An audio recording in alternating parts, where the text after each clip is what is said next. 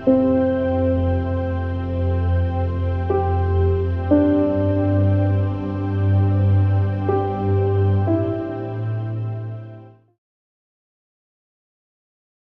past year, we had a huge drought throughout all of Iowa.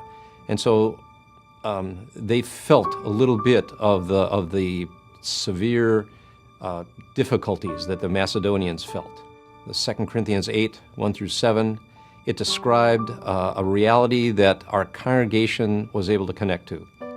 And so we've got these folks in Macedonia who are suffering much more than they, with real extreme poverty, and yet who are inspired by the grace of God to be able to come up and participate in a generous activity. And they begged for the chance to do it. They just had to do it because they're a generous people, because they're following a generous God. And that really connected with them. It kind of the low-level fears that they had about maybe this is not the year to start to increase my giving were just kind of settled because they were inspired by these Macedonians to say, well, you know, if they can do it, I can do it. The Macedonian Christians were going through very difficult times in poverty and hardship, and they gave beyond their means. Probably could have had a whole lot of excuses for not giving. Many times the grace of God is all around us, but somehow it doesn't speak to our hearts or touch us in a powerful way that we just want to give back. How do we get to that point where God's grace truly becomes real, where I am awed at the cross in the Good Friday experience and can't help but want to give back out of sheer gratitude? In some of the Bible studies, we'll use the Macedonian text from 2 Corinthians, and we'll eventually get to a place of reflecting on the different congregations that come up in the text.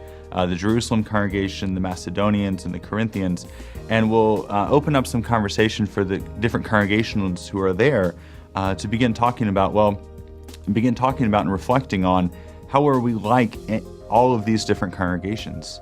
How are we like the Jerusalem church? How are we like the Corinthians? How are we like the Macedonians? Not pigeonholing each congregation into one or the other, but how do we have those places in our congregations that are like each? How is it that at Beautiful Savior we have great need, that we need these other congregations like Faith Lutheran Church in Spearman or Trinity Lutheran Church in Clovis, New Mexico, to come and to teach us the faith and to teach us how it is to be a disciple of Jesus. But also realizing that we also have gifts to share with both of those congregations and with the wider church. And how can we invite them into our rhythms as disciples in our life so that they can grow with that? If you're looking for a great story of people who had every reason in the world not to be generous, but who, having been touched by the generosity of God through Jesus Christ, had to be generous. And if you want that story to become the story of your own people, this is a great resource.